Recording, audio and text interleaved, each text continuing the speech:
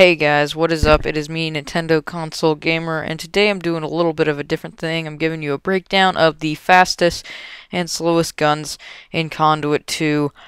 I'm not including the Widowmaker turret in that because it is not really a gun, but anyway, here's how I'm going to be breaking them down. I'm going to be breaking them down by rounds per minute, which is basically how many rounds you would shoot in 1 minute if you did not have to reload and you had unlimited ammo.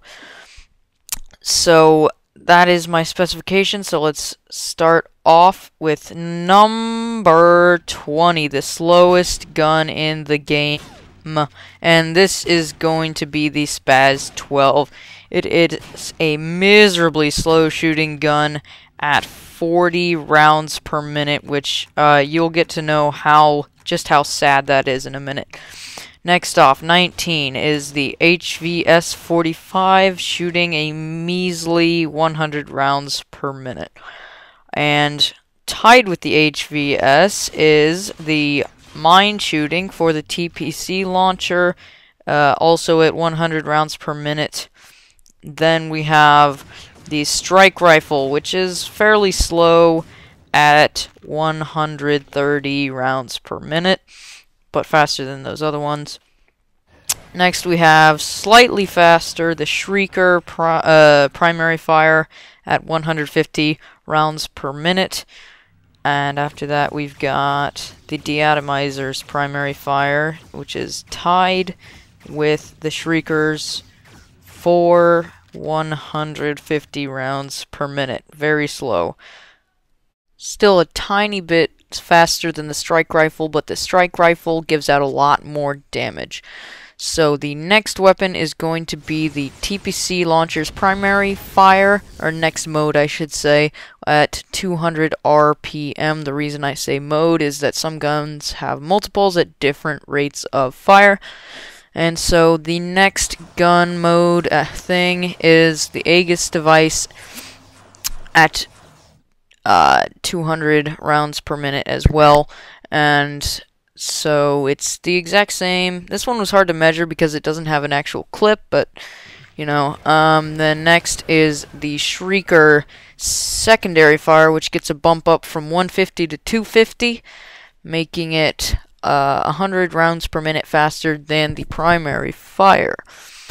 Now the next mode, I should say, is the warp pistol, and it comes in at a slightly faster 270 RPM, which is right in the middle of the pack for the secondaries. And next we have the Darkstar, which is incrementally faster at 300 rounds per minute, semi-auto. At least that's what I found on this gun, so, you know, fairly fast. And then we have tied with the Darkstar is the Scar aim down sights, which was around 300 rounds per minute. So not exactly the same, obviously, but close enough, both around 300 rounds per minute. Now, next we have the USP 45, which is slightly faster at a 330 round per minute. Firing speed, middle of the pack for semi-auto, I would say.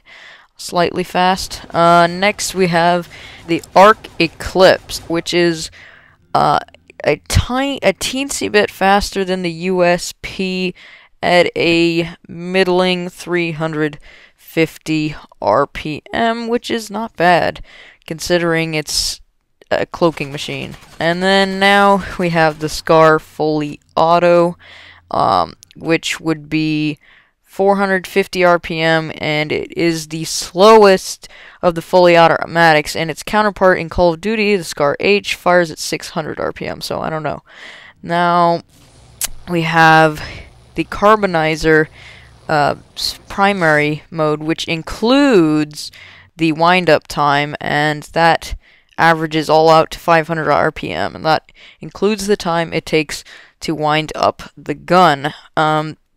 Next we have the Deatomizer secondary fire, which comes in at a fairly fast 550 RPM, much faster than this, the Primary Fire's 150 RPM.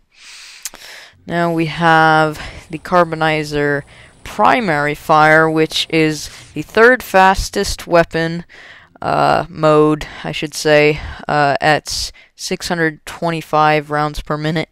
Not a surprise there. It's a very fast weapon. This is without the wind-up time. Now there is the MP5K, the second fastest at 700 rounds per minute, incrementally faster than the Carbonizer.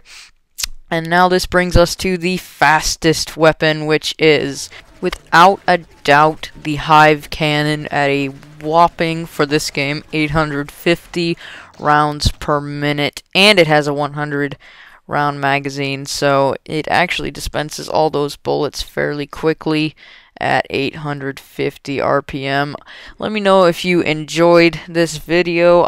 I can see more of these types of things coming in the future. I'll have some individual weapons breakdowns when I have some people to test them on. But for now, I will see you next time, guys. Expect a commentary fairly soon. Bye.